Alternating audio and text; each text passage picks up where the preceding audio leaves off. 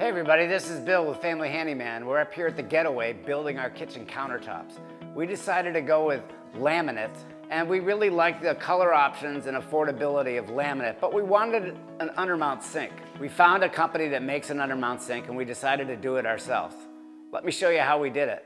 First step is to mark the location of the sink on the particle board substrate. Place the sink centered on the sink cabinet, and I put it 2.5 inches back from the front edge of the countertop. Make sure when you trace the sink shape, you keep your pencil vertical so the cut line is offset about 1/8 of an inch. Drill a 1/2 inch starter hole and cut out the sink opening with a jigsaw. Next, I rough cut my sheet of laminate to fit the substrate. I left an extra inch all the way around. I placed the laminate on the substrate and I marked the sink cutout on the bottom of the laminate. This is so that I didn't apply adhesive to this area later on. To secure the sink to the bottom of the substrate, I glued and stapled 4 strips of 3/4 inch particle board to hold everything in position. If your sink is round, you can apply 3" by 2" blocks around the radius. You have to be sure that the sink is absolutely flush with the top of the substrate. Use a carpenter's square to check for level. You can make small adjustments by inserting screws through the support boards and backing them in or out to raise and lower the sink. After you're sure the sink is absolutely flush with the top, mix up some auto body filler or Bondo and apply it to the gap in between the sink rim and the substrate. Once the Bondo is dry, you can sand it flush using a belt sander. Be careful not to bear in too hard and lightly feather out the Bondo on the edges. To apply the contact adhesive, I used a standard 1/4 inch nap 9" roller.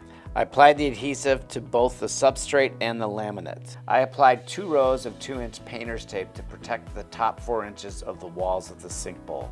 Be sure not to apply the adhesive to the sink edges or the sink outline on the laminate. There are no second chances with contact adhesive, and the same is true with the seam adhesive for the sink. Work quickly because the seam adhesive sets in less than 15 minutes.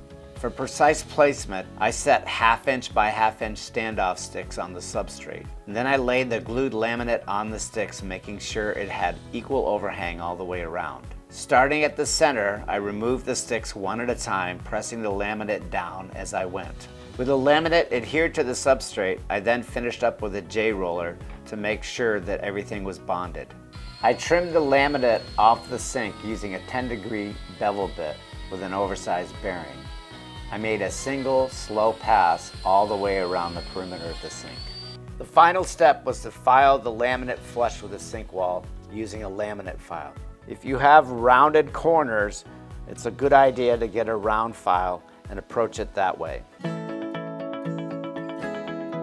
I really like the look and the feel of the laminate we chose. It looks a bit like concrete, only it was a lot more affordable, and we were able to do it ourselves with the luxury option of an undermount sink. For more great projects like these, visit us at familyhandyman.com.